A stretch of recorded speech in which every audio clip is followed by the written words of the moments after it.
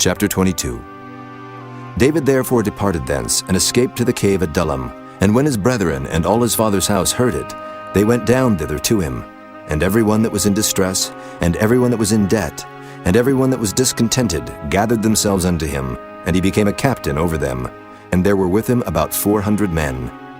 And David went thence to Mizpah of Moab, and he said unto the king of Moab, Let my father and my mother, I pray thee, come forth, and be with you till I know what God will do for me.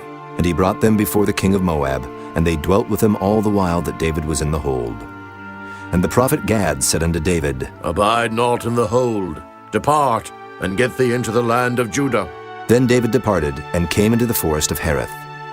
When Saul heard that David was discovered, and the men that were with him, now Saul abode in Gibeah under a tree in Ramah, having his spear in his hand, and all his servants were standing about him.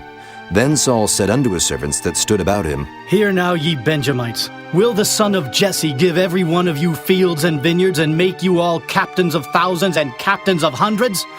That all of you have conspired against me, and there is none that showeth me that my son hath made a league with the son of Jesse. And there is none of you that is sorry for me, or showeth unto me that my son hath stirred up my servant against me, to lie in wait, as at this day? Then answered Doeg the Edomite, which was set over the servants of Saul, and said, I saw the son of Jesse coming to Nob, to Ahimelech the son of Ahitub.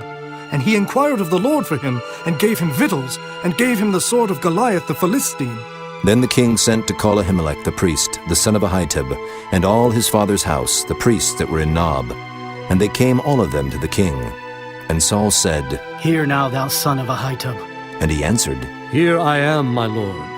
And Saul said unto him, Why have ye conspired against me, thou and the son of Jesse, in that thou hast given him bread and a sword, and hast inquired of God for him, that he should rise against me to lie in wait as at this day?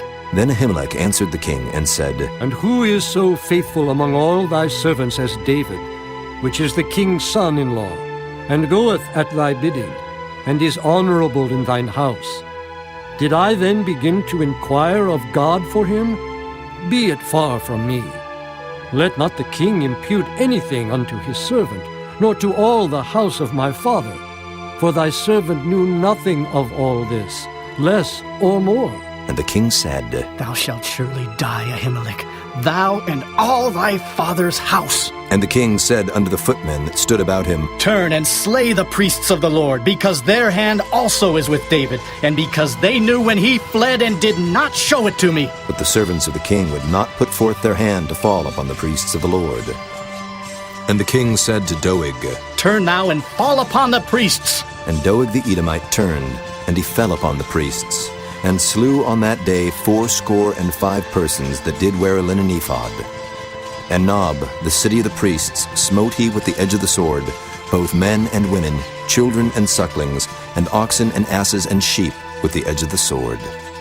And one of the sons of Ahimelech the son of Ahitub, named Abiathar, escaped and fled after David. And Abiathar showed David that Saul had slain the Lord's priests. And David said unto Abiathar, I knew it that day, when Doeg the Edomite was there, that he would surely tell Saul, I have occasioned the death of all the persons of my father's house. Abide thou with me, fear not.